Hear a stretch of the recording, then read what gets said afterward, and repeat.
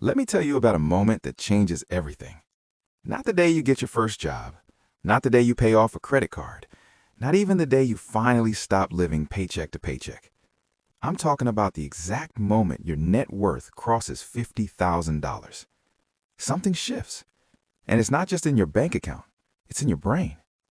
People who've hit this number describe it in almost the same way, regardless of where they live, what they do, or how they got there.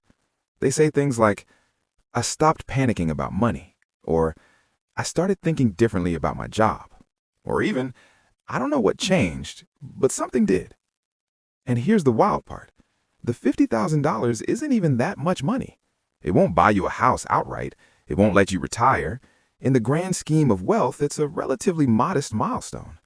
So why does it feel like crossing an invisible threshold into a completely different life? That's exactly what we're going to explore today. Because what happens to your brain and $50,000 is one of the most underrated and most important things nobody talks about in personal finance. Most people think about money in a very linear way. $0 feels bad, a little money feels slightly less bad, more money feels better, and eventually enough money feels good. Simple, right? But that's not actually how the human brain works with wealth. Our brains don't process money on a straight line.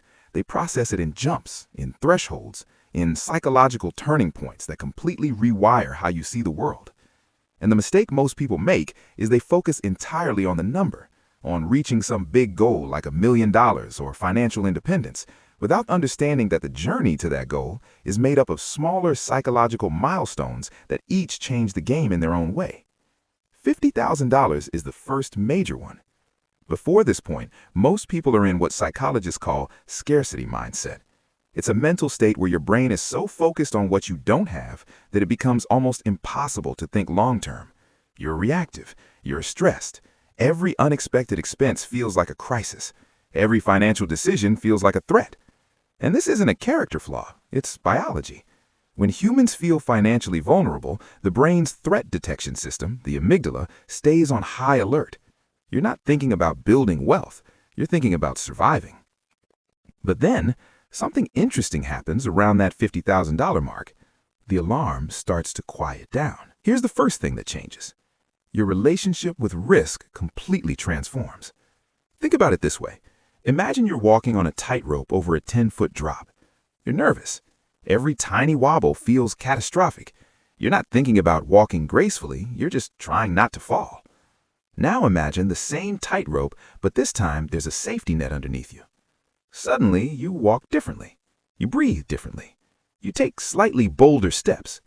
Not because the tightrope changed, but because your brain finally has permission to relax. $50,000 in net worth is that safety net. It's not enough to catch you forever, but it's enough for your brain to stop treating every financial decision like a life or death emergency. And when that happens, you start making better decisions almost automatically. You stop taking that payday loan because you're desperate. You start negotiating your salary because you can afford to walk away. You begin thinking about investing, not because you suddenly became financially educated overnight, but because your brain finally has enough breathing room to think past next week. There's actually a term for this in behavioral economics. It's called cognitive bandwidth. When your finances are unstable, your mental bandwidth is consumed by financial stress. Studies have shown that financial anxiety can temporarily reduce your effective cognitive capacity, the mental resources you use to make smart decisions, solve problems, and think ahead. The moment you hit $50,000, you start getting that bandwidth back. Now, here's the second thing that changes, and this one is even more interesting. Your identity shifts. Before $50,000, most people secretly think of themselves as someone who is trying to be good with money. It's still aspirational. It's still fragile. One bad month, one unexpected bill, or emotional shopping spree can feel like it erases everything. But somewhere around this threshold, something quietly clicks. You stop identifying as someone who is trying to build wealth and start identifying as someone who is building wealth. It's a subtle shift in self-perception, but the downstream effects are enormous. Psychologists call this identity-based behavior. The idea is simple. We act in ways that are consistent with how we see ourselves. When you see yourself as a saver and an investor, you make choices that reinforce that identity. You don't need as much willpower to skip unnecessary purchases. You don't feel like you're depriving yourself. It starts to feel natural. Before $50,000, staying financially disciplined feels like swimming upstream. After it, the current starts to work with you. And the third change? This one might be the most powerful of all. You begin to understand compounding. Not intellectually, but emotionally. Most people have heard about compound interest. They know the math, they've probably seen the charts, but knowing about compounding and feeling the effect of compounding are two completely different experiences. When your net worth is $5,000 and the market grows 10% in a year, you made $500. That's fine. It's barely noticeable.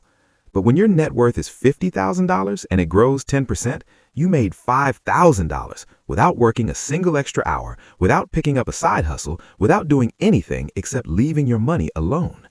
That's when the abstract concept of letting your money work for you stops being a motivational poster and starts being a felt reality. And once your brain experiences that feeling, once you see a number that actually moves with weight, you become a completely different kind of investor. You stop chasing shortcuts. You stop trying to time the market. You stop looking for the hot stock tip that's going to make you rich overnight, because you've now seen with your own eyes what patience actually produces. Here's the deeper idea I want you to sit with. $50,000 isn't really about the money. It's about what the money does to your relationship with time. Poor thinking is short-term thinking. Not because poor people are less intelligent, but because scarcity literally forces the brain to prioritize immediate problems over future rewards. When you're worried about this month's rent, it's neurologically difficult to care about a retirement account you won't touch for 30 years. Wealth is essentially stored time. It's future options that you've already paid for, and the more of it you accumulate, the farther into the future you can comfortably think. Below $50,000, most people's financial horizon is weeks or months. Above it, something shifts and that horizon starts extending to years and decades.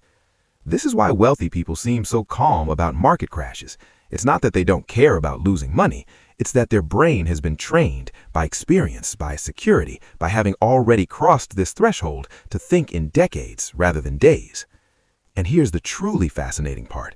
The behaviors that got you to $50,000 are the same behaviors that will get you to $500,000. Consistency, patience, living below your means, investing regularly, avoiding catastrophic financial mistakes. The game doesn't change, but your ability to play it calmly and clearly, that changes dramatically once you've crossed this threshold. So, what do you actually do with this information? First, if you haven't hit $50,000 yet, understand that this is your primary mission. Not buying a fancy car, not optimizing your investment portfolio with 16 different asset classes, not picking individual stocks, just reaching this first psychological threshold as quickly as possible. That means cutting unnecessary expenses with intensity. It means building an emergency fund first so your brain stops being in survival mode. It means putting money into index funds or retirement accounts every single month, even if the amount feels embarrassingly small. Because every dollar you add is a dollar that reduces your financial anxiety and expands your cognitive bandwidth. The speed at which you reach $50,000 will likely have more impact on your long-term wealth than almost any investment decision you make after that point. Second, if you're approaching this number, pay attention to how your thinking changes. Notice when you stop reacting emotionally to financial news. Notice when you start turning down work you hate because you finally have the leverage to do so. Notice when you start thinking about 5-year plans instead of 5-week plans. Those shifts aren't accidents. That's your brain waking up to a new financial reality. And third, if you're well past $50,000, remember what it felt like before. Because the greatest gift you can give someone you care about isn't financial advice or a hot stock tip. It's helping them reach that first threshold. It's helping someone escape scarcity mindset. Because once they do, they'll figure out the rest themselves. Here's the thought I want you to sit with. We often talk about money like it's just math, like personal finance is simply a matter of knowing the right formulas and following the right rules. But money is profoundly psychological. The way we think, feel, and behave around money changes depending on how much of it we have. And those changes are sometimes more important than the numbers themselves. $50,000 isn't the finish line. It isn't even close. But it might be the most important psychological checkpoint on the entire journey to financial freedom, because it's the moment your brain stops fighting the process and